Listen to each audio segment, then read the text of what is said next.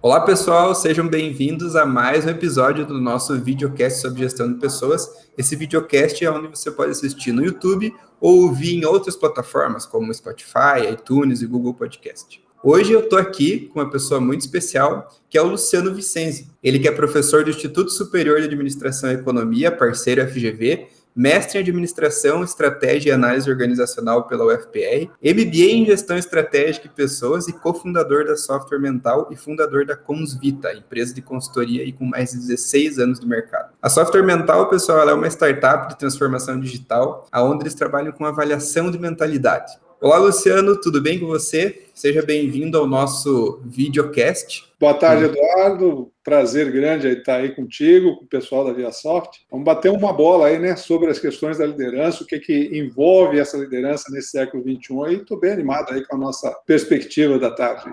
Show de bola, eu também estou. Luciano, fala um pouquinho aí da sua experiência, o que é a Software Mental exatamente, como que ela surgiu, aonde que vocês atuam, fala um pouquinho aí pra gente. Software Mental é uma startup, né, uma spin-off, que a gente chama aí da Consvita, que é uma empresa que está buscando fazer o processo de transformação digital da própria consultoria, da própria Consvita. Né? A Consvita é uma empresa com um pouco mais de idade, 16 anos de idade já de mercado aí, e o que a gente precisa fazer hoje, cada vez mais, é entrar em processos de transformação para acompanhar essas mudanças aceleradas, advindas aí das novas tecnologias. Então, o que se passa é que, como a Consvita é uma consultoria especializada em desenvolvimento humano, software mental entra para fazer isso, mas a partir de determinadas ferramentas que nós desenvolvemos para fazer justamente esse diagnóstico de mentalidade que você estava falando aí. Tornar um pouco mais objetivo aquilo que era extremamente subjetivo, que é o que se passa dentro da cabeça do gestor, do líder, do profissional de modo geral, para que ele possa, a partir de uma base um pouco mais consistente, dar os seus primeiros passos em termos de autodesenvolvimento e fazer esse autodesenvolvimento de uma forma, então, mais planejada, mais organizada, mais sistematizada. Então, a gente trabalha com duas ferramentas, uma é o diagnóstico individual e outra é o diagnóstico socioemocional da cultura organizacional. O software mental, então, trabalha muito com essas chamadas soft skills, são as competências socioemocionais necessárias para que o profissional, a partir de uma formação técnica adequada à atividade que faz, possa se adequar de uma forma mais efetiva, né, às transformações do cenário do mundo do trabalho. Ótimo. Hoje a gente vai falar muito sobre líderes e como eles agem. Luciano, fala pra gente como que isso entrou aí nos teus objetos de estudo, como que você focou a sua carreira nisso e o porquê disso. Olha, eu comecei, para ser sincero, Eduardo, comecei a me perguntar, fazer algumas perguntas filosóficas aí, da onde viemos, para onde vamos, qual o sentido da vida, por que as pessoas agem como agem, a partir dos meus 14 anos de idade. Então, isso é uma mosca que está na minha cabeça aí há muito tempo. Em 94, comecei a trabalhar com grupos e em 97, comecei a me especializar em desenvolvimento de liderança. De lá para cá, trabalhando fortemente aí com pessoas de todo o Brasil e empresas, né, a gente teve oportunidade de perceber algumas necessidades para tornar, por exemplo, ações de treinamento e desenvolvimento mais efetivas para o desenvolvimento de competências, de acordo aí, por exemplo, com a estratégia da organização, de acordo com o tipo de cultura que ela quer estabelecer ou implementar. E não dá para a gente dissociar muito o conceito de estratégia do conceito de cultura, né? O Peter Drucker já falava lá no século passado que a cultura come a estratégia no café da manhã. Ou seja,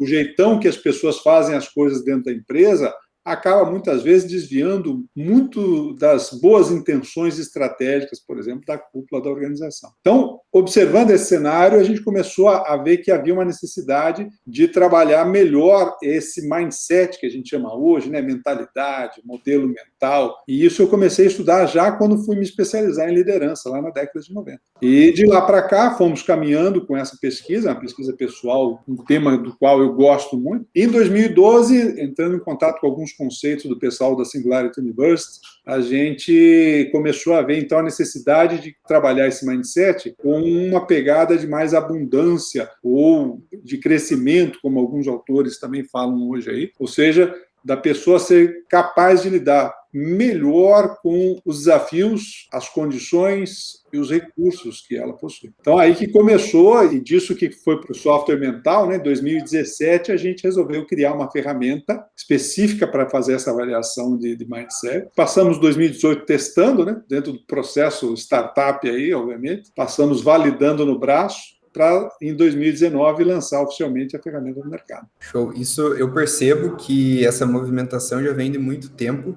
mas se intensificou com a vinda das startups, né? O pessoal que fala muito em cultura, fit cultural, eu só contrato pessoas que se encaixam no meu fit cultural. Mas agora eu vejo muito de empresas tradicionais, a própria Viasoft, com 30 anos de mercado, 31 anos, e vem buscando cada vez mais trabalhar com isso e buscando pessoas certas para colocar nos lugares certos. Isso é algo bem perceptível no mercado mesmo. Foi uma grande sacada de vocês. Então, você sabe que as estatísticas hoje, Eduardo, apontam o seguinte: 90% das demissões são de causa comportamental. Então, as empresas, nos seus processos, muitas vezes de recrutamento e seleção, contratam pelas competências técnicas, mas demitem por problemas ou questões comportamentais. E essa importância, então, dessa cultura, essa importância desse fit cultural, para tentar reduzir um pouco esse gap. Só que tem aspectos da nossa transição de cenários do século XX para o século XXI, do modelo da educação verticalizada da segunda revolução industrial para esse modelo mais horizontalizado que hoje as startups ou as empresas, de modo geral, precisam, para poder ter um tempo de resposta mais rápido. É bom que se diga isso, né? O grande X, hoje em dia, do mercado é o tempo de resposta, a qualidade e o tempo de resposta das organizações às demandas dos seus clientes, seja pessoa física, seja pessoa jurídica. E essa mudança de mentalidade se torna cada vez mais necessária para que se desenvolva temas como sinergia, proatividade da equipe, flexibilidade para lidar com as diferenças, para evitar os chamados silos organizacionais, ou seja, aquela história do que eu cuido da minha área, você cuida da sua área. Hoje em dia isso é um discurso já meio mofado. A gente precisa se livrar desse tipo de conversa aí nas organizações. Mas só que isso não é tão simples, porque a gente foi educado de um outro jeito. Quem tem mais de 20 anos, com raras exceções, foi educado num modelo verticalizado. Você repete os conceitos de pai, mãe e família para conceito de certo e errado inicial. Entra na escola, tem um professor que diz que você tem que responder daquele jeito para ter nota boa, ou senão você leva pau. E chega na empresa, natural era você encontrar aquele modelo da era industrial e da fabricação em massa, que é a cúpula pensa e o resto executa. Isso cria um gap de liderança nas organizações tremendo, porque o que a gente chama, então, às vezes, de líder, nada mais é do que um capataz ou um operário graduado, com os galardões aqui no ombro, mas que na prática ele é tão operacional quanto a sua equipe. Esse é um problemão que a gente tem que enfrentar hoje.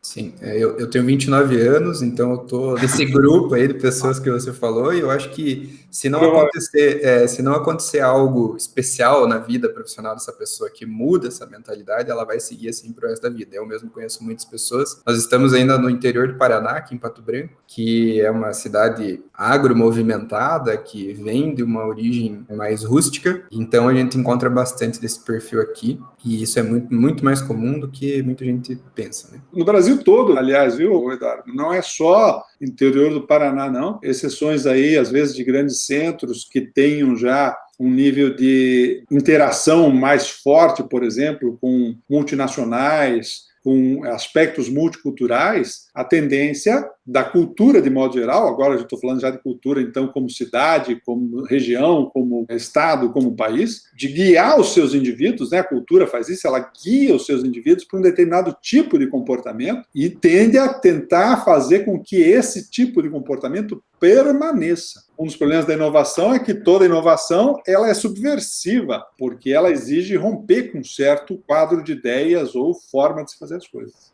Sim.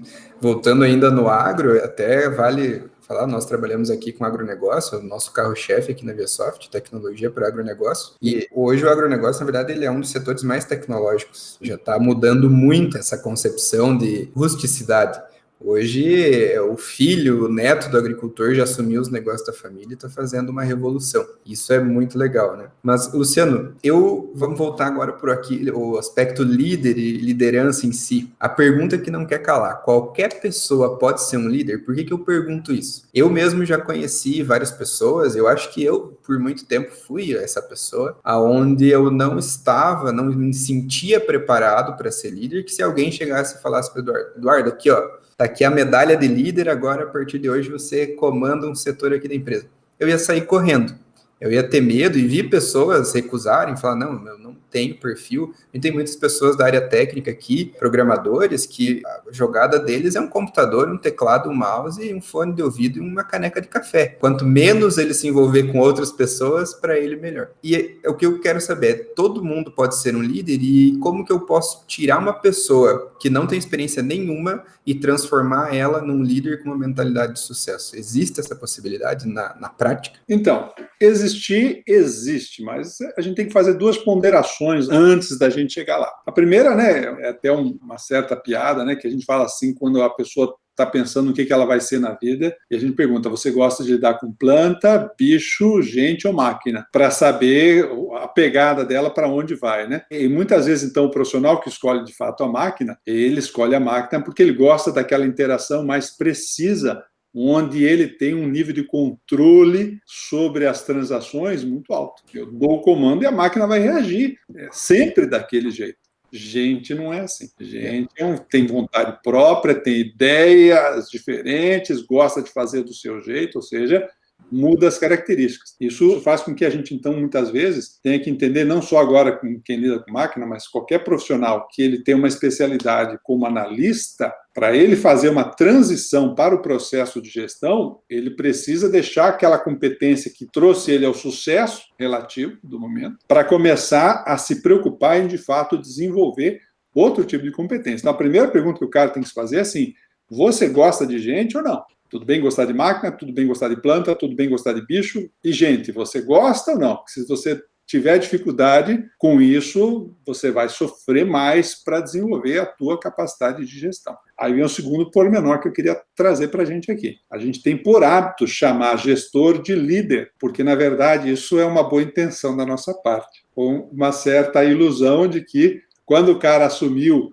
um cargo de gestão, ele se tornou líder. Liderança é um dos temas mais abstratos que tem, porque o cara não consegue ser. Quem diz que ele é a equipe. Isso não está na mão dele. É a equipe que se permite influenciar mais ou menos em termos de pensamento e comportamento. Então, isso é uma decisão da equipe em relação àquela pessoa.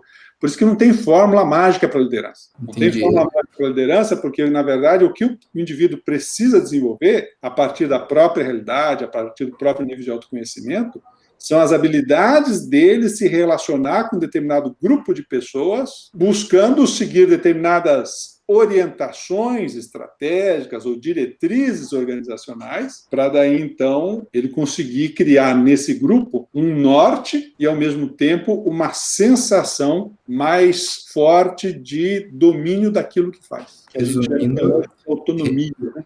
Sim, resumindo, a gente tem certeza que a pessoa vai receber um cargo, mas o que ela vai fazer com aquilo daí é outro 500. É outro cenário, depende muito da disposição do indivíduo, porque uma primeira jornada que ele tem que entrar, Eduardo, é a jornada do autoconhecimento. Eu costumo dizer que autoconhecimento é uma disciplina muito rentável, mas nem sempre prazerosa, porque a gente vai ter que lidar com determinados aspectos meus que eu gostaria que fosse melhor, e vou ter que mexer lá e dizer assim, mas isso aqui não tá bom não, velho. Isso aqui eu preciso melhorar, isso aqui, sabe? E rompe, às vezes, com aquela imagem mais idealizada que a pessoa tem, a partir, às vezes, das próprias boas intenções, mas que, na verdade, não correspondem com a eficiência dos seus comportamentos na relação com os outros. E é disso que a gestão e a liderança, principalmente, se trata, né? Dessa capacidade de relacionamento com os outros. Sim, tem que saber lidar com a verdade. Esse é um princípio. Com a sua verdade, principalmente. Dúvida nenhuma. E se preparar para lidar com algumas quebras de imagem idealizada, né, que a gente tem, todos nós acabamos formando uma certa imagem sobre si mesmo, e às vezes a gente confunde a nossa boa intenção com o nosso comportamento, né? A dica que eu sempre dou para a pessoa refletir sobre isso é: você já falou alguma coisa e foi mal interpretado? Significa que a sua intenção era uma e a sua competência para expressar essa intenção não foi legal. A pessoa não recebeu bem. Quem não passou por isso? Verdade. E eu vi um tempinho atrás que você postou um vídeo no canal da Software Mental sobre tipos de mentes. Fala um pouquinho pra gente quais tipos de mentes de líderes que a gente conhece hoje. Fala um pouco sobre esse assunto pra gente ter. Você sabe que até uns 30 anos atrás, Eduardo, se achava, não só dentro aí da neurociência como tal, mas com o estudo do cérebro e do comportamento social do indivíduo, se achava que a mente humana ela era capaz de se desenvolver em termos de complexidade até uns 20 anos de idade, mais ou menos. Depois disso, desenvolveu, não desenvolve mais. A única coisa que o indivíduo podia colocar são novos inputs, informações, conteúdos, etc. e tal, mas aquela capacidade de lidar com certa complexidade não evoluir. Hoje a gente já sabe muito bem que a partir da neurogênese, que é o nascimento de novos neurônios, ou a neuroplasticidade, que é a recombinação desses neurônios, é possível a gente ir ampliando a capacidade ou a complexidade mental para lidar com situações, por exemplo, mais ambíguas, que comportam vários estados possíveis e eventualmente em equilíbrio, ou seja, a gente sai daquela dicotomia do certo e do errado, que hoje é um problemão nas organizações, que ainda mantém esse engessamento sobre o que é certo e o que é errado. Hoje a gente tem que falar muito mais de adequação, e adequação em termos de contexto, adequação em termos de cenário, adequação em termos da própria realidade, para que a organização possa fazer um movimento mais coerente com o seu mercado, né, com a evolução do seu mercado. Essa complexidade mental, hoje a gente já sabe que apresenta pelo menos 3 níveis. Um tipo de mente que a gente chama de socializada, que é aquele indivíduo muito afeito ao grupo. Então, é o grupo social que direciona o comportamento desse indivíduo. Ele precisa muito da aprovação do grupo, de sentir-se integrado ao grupo para se sentir bem. A identidade dele é formada a partir do que o grupo estabelece, então ele tem forte apelo cultural, ele acha que o seu jeito de viver é o certo, porque ele foi educado dessa forma, porque ele foi criado dessa forma, então ele acha que o seu jeito é o certo, e ele acha que quanto mais ele tiver entrosado no grupo, melhor ele está fazendo o seu papel. Então é aquele cara, por exemplo, que, qual é o candidato que está ganhando? É nesse aqui, então vou votar nele, porque eu não quero perder meu voto. Ele não pensa sobre o que está fazendo. O grupo caminha para lá, ele vai junto. É o senso de manada, é o senso de cardume. A pessoa, ela precisa, então, de orientações claras sobre o que fazer, para daí, então, fazer alguma coisa. Se encaixa muito bem dentro da segunda revolução industrial lá, né? A turma diz assim, a cúpula pensa e o resto executa. Esse cara, ele está bem adequado a esse contexto. Ele gosta de ir lá e apertar o parafuso todo dia, bater o ponto e ir para casa.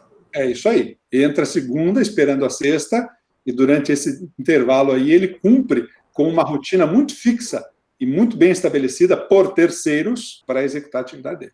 O segundo tipo de mente a gente chama de autoral, ou seja, o indivíduo começou a se tornar autor das próprias normas, a chamada autonomia, né? Autonomia é auto-eu, nomia normas, o indivíduo começa a se apropriar das suas próprias normas. Ele consegue um distanciamento do grupo para dizer assim, eu concordo com isso que o grupo faz e discordo disso que o grupo faz. Ele começa a desenvolver as próprias normas. Esse cara normalmente assume mais o papel de liderança, porque ele tem mais convicção daquilo que ele acha. E ele, normalmente, se a mente socializada gosta de ser o carona no carro, a mente autoral gosta de ser o motorista do carro. Ele gosta de dirigir, ele gosta de direcionar. A limitação desse tipo de mente é que raramente lida bem com os opostos. Então, eu penso desse jeito e eu estou certo, e se você pensa diferente do que eu penso? Então, aí é onde está a maioria dos líderes do século XX e que ainda permanece no século XXI. Aquele líder que ele não permite, por exemplo, ser questionado pelo funcionário, ser criticado em alguma decisão. Ele tem muita sensibilidade a isso. É o cara que só contrata pessoas parecidas com ele. Se for diferente dele... Eu diria, Eduardo, que não sei bem se é parecida com ele, porque tem alguns estudos da psicologia, algumas linhas da psicologia, que colocam que quando a gente se irrita com uma pessoa, é porque a gente tem os mesmos traços que ela. Então, talvez o que esses líderes gostam de contratar são pessoas submissas a ele. Talvez não iguais, mas talvez submissas. Ok, tem o mesmo jeitão, gosta mais ou menos das mesmas coisas, mas o mais importante é que se eu falar para ele fazer, ele faça sem discutir muito. E isso era muito bacana lá no século XX, onde o líder, ele era o cara dos holofotes, ele era o cara que fazia acontecer. No século XXI, a gente precisa que a equipe faça acontecer, porque na prática, a empresa ocorre no balcão, não é na gestão. É na relação direta com os seus clientes é que a empresa estabelece a sua imagem, o seu posicionamento, a qualidade do seu atendimento, não é na gestão. Sim. Então, o líder do século XXI tem que fazer a equipe brilhar, não ele. A equipe tem que estar nos holofotes, não ele. Esse cara da mente autoral tem problema com isso. Ele ainda acha que ele é o cara que faz as coisas acontecerem. Entendi. E o terceiro modelo é o... terceiro modelo já pega uma parcela bem menor da população, então a maior parte da população está na mente socializada. Tem uma parcela menor na mente autoral, que normalmente assumiram cargos de liderança no século XX, tem aquele perfil, então, que a gente estava acabando de falar, que é um perfil de liderança, sem sombra de dúvida, né, de direcionar as pessoas. E tem uma parcela menor, que é a chamada mente autotransformadora, ou seja, daquele indivíduo que se transforma, ele mesmo transforma o próprio jeito de pensar. A diferença desse cara é que não é que ele se afasta só da sociedade para ter as próprias ideias, ele consegue se afastar dele mesmo para questionar as suas próprias certezas. Então, enquanto a mente autoral, o cara gosta de ter muita certeza daquilo que faz, o cara da mente autotransformadora não tem essa necessidade. Pelo contrário, ele vê na oposição, ele vê na ideia diferente uma agregação de valor, que é o que a gente fala muito hoje aí dentro das organizações, os chamados squads, grupos multifuncionais que trabalham em conjunto para prover soluções com mais agilidade aos seus clientes. Isso só é possível com um indivíduo que abra espaço para a dialética, ou seja, para o diálogo, para a troca, para o questionamento, e ele trabalha, então, muito mais na formação de um ambiente de segurança psicológica para a sua equipe. Em vez de fazer gestão de pessoas, a gestão de pessoas, na verdade, é feita pela gestão do ambiente, do tipo de clima que ele consegue criar dentro da própria equipe, para que essa equipe, inclusive, se sinta à vontade para questionar determinadas ideias dele, criticar determinadas ideias dele. Isso deixa ele numa boa, pelo contrário, fica satisfeito, porque mostra que a equipe é proativa, porque mostra que a equipe tem ideias, porque mostra que a equipe tem vontade de entender o que está fazendo, que é a base do processo motivacional. Talvez um dos grandes papéis de uma boa liderança seja a capacidade dele mobilizar e motivar a sua equipe.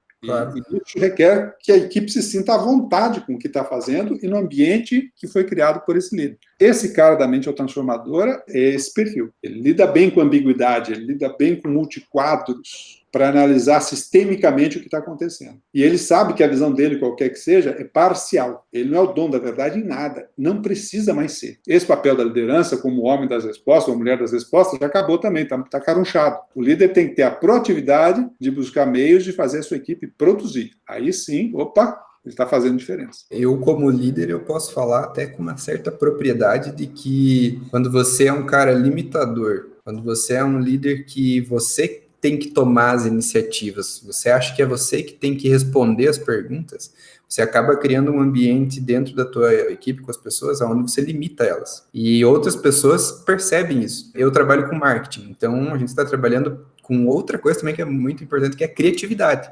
E a criatividade, ela não acontece assim. Eu não esfrego uma lâmpada e sai um gênio lá fazendo as coisas pra gente. Eu dependo das pessoas, eu dependo da minha cabeça também, eu dependo da cabeça das pessoas que trabalham comigo para que as coisas aconteçam de uma forma legal e que tragam resultados. E se eu começasse a só eu responder, só eu ditar as regras, só eu falar como tem que fazer, o negócio ele vai criando a minha cara, que qualquer pessoa que passar por algo que eu fizer vai olhar, mesmo sem ver meu nome, vai falar, foi o Eduardo que fez. Porque você começa a criar aquelas coisas quadradinhas, aquelas caixinhas, e sempre vai ser assim, e você passar os anos e isso não vai mudar nunca, né? Eu não conhecia esse termo autotransformador, mas acredito que eu tento me enquadrar o máximo possível nele, devido a todos os treinamentos, porque eu não era assim. Os frutos disso, os resultados disso são do 0 ao 100 em poucos meses, eu diria. Eu até falo muito aqui com a nossa diretora de pessoas de performance, a Flávia, que eu não evoluí. Faz 6 anos que eu trabalho na ViaSoft, mas faz 2 que eu estou num cargo de gestão e liderança, e nesses 2 anos eu cresci o dobro do que eu cresci nos outros 4, por conta disso, por ter, a empresa também é uma empresa muito boa, que me dá uma certa liberdade, para que eu possa trabalhar com a minha equipe da forma que eu quiser, e isso também é bem legal, mas me dá todo o chão, todo o aporte para que eu realmente mude, para que eu busque informações através da minha própria equipe, muitas vezes. E isso é sensacional. É algo que, para a carreira de alguém, eu diria assim que é a chave de ouro. É isso aí.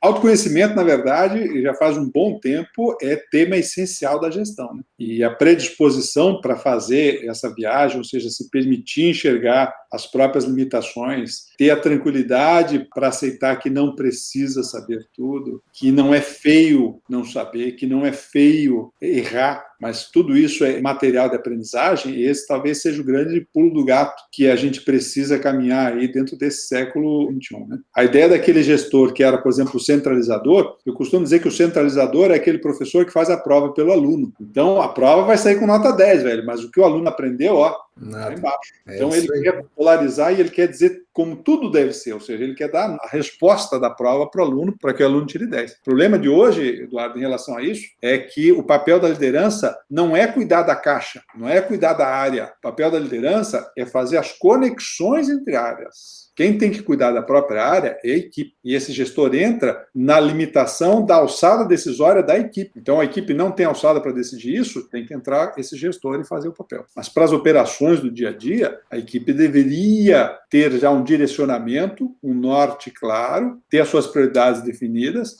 e se sentir capaz e com os recursos necessários para fazer essas atividades acontecer. E esse gestor está fazendo conexão, dando fluidez ao processo da empresa, dando agilidade ao processo da empresa, para que, como eu falei, o tempo de resposta seja menor e o nível de satisfação dos clientes mais efetivo.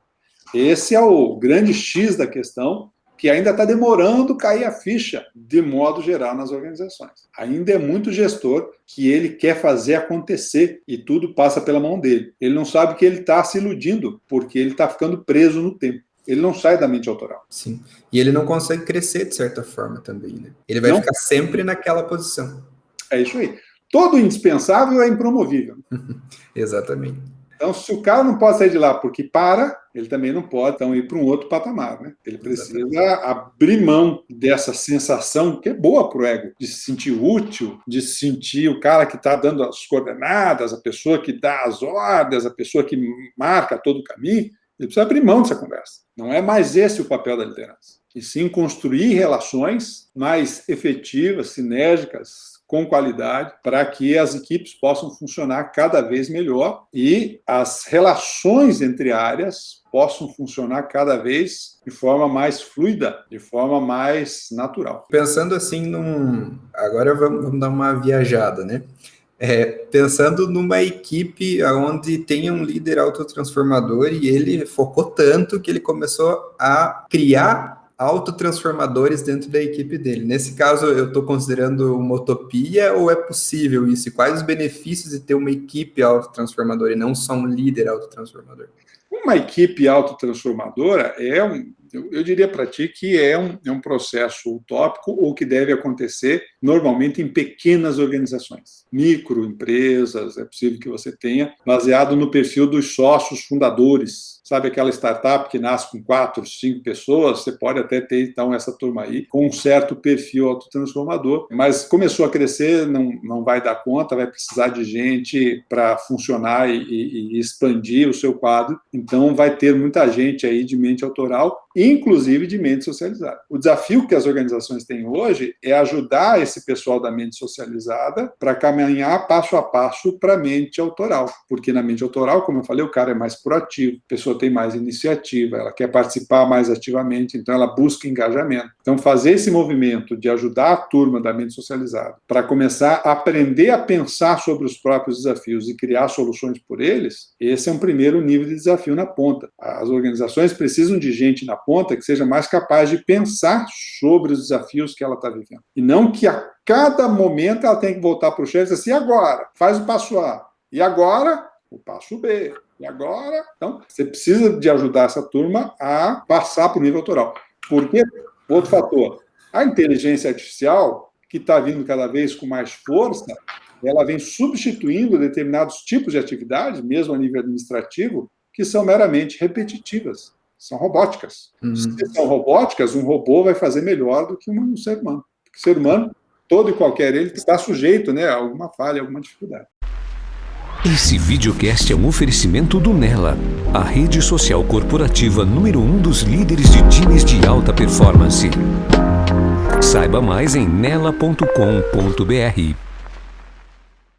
Luciano, então, como que é feito essa análise do tipo de mente, do mindset de cada indivíduo, para eu saber colocar ele nas posições corretas dentro de uma organização? Essa foi uma preocupação grande que nós tivemos lá no Software Mental e que deu origem, inclusive, à empresa. Nós criamos um diagnóstico de mindset, a gente chama de Software Mental Assessment, que é uma ferramenta que avalia 6 competências socioemocionais. 3 pertencentes à inteligência intrapessoal, autoestima, autonomia e autotransformação, e 3 pertencentes à inteligência interpessoal, criatividade, coragem e confiança. Da relação dessas 6 competências é que a gente consegue avaliar o perfil do indivíduo, se ele tem tendência à mente socializada, à mente autoral ou à mente autotransformadora. E conforme a combinação dessas competências, a ferramenta vai identificar 3 capacidades essenciais ao profissional do século XXI. A capacidade dele inovar, ter ideias divergentes, expor essas ideias, lidar bem com as críticas a essas ideias, amadurecer a ideia e levar à frente e implementar. Inovação, a gente só pode dizer que é quando essa mudança, esse projeto, essa ideia vai impactar de alguma forma a nota fiscal, ou seja,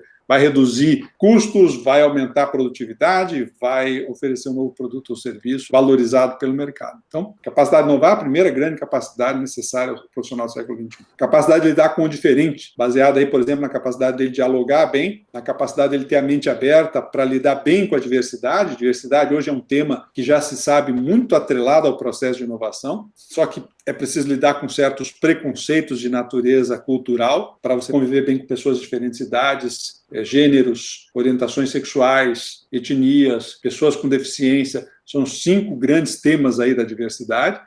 Essa diversidade tem impacto significativo nas empresas mais inovadoras, isso já tem pesquisa mostrando muito claramente. Então, a cabeça desse indivíduo para lidar melhor com isso. E é o processo de tomar decisão, que é um nó górdio da liderança, de modo geral. A maioria dos gestores decide muito pautado na intuição ainda, e isso não é o ideal para empresas que precisam ter um tempo de resposta reduzido. Então, isso fala então sobre a capacidade dele lidar com o diferente, dialogar, mente aberta, tomada de decisão conciliando diferenças e necessidades. E uma terceira grande capacidade é a capacidade de ter relacionamentos positivos. Como é que esse indivíduo, por exemplo, estabelece relações 1 a 1, no caso da liderança, para poder desenvolver corretamente as competências do seu time, né? É bom que a gente lembre sempre que equipe você não desenvolve como um todo, você desenvolve 1 a 1. A capacidade dele conviver bem em grupo, quanto que ele doa para o grupo, quanto que ele recebe do grupo, como é que é esse nível de troca. E a aprendizagem individual. Qual é o tempo e qual é o mecanismo que ele leva para aprender, ou seja, para ele se renovar, para ele se reciclar. Então, essas 3 capacidades, capacidade de inovar, capacidade de lidar com o diferente, capacidade de ter relacionamentos positivos, é que estabelece as bases desse mindset. Se é um mindset mais ligado à mente autoral, se é um mindset mais ligado à mente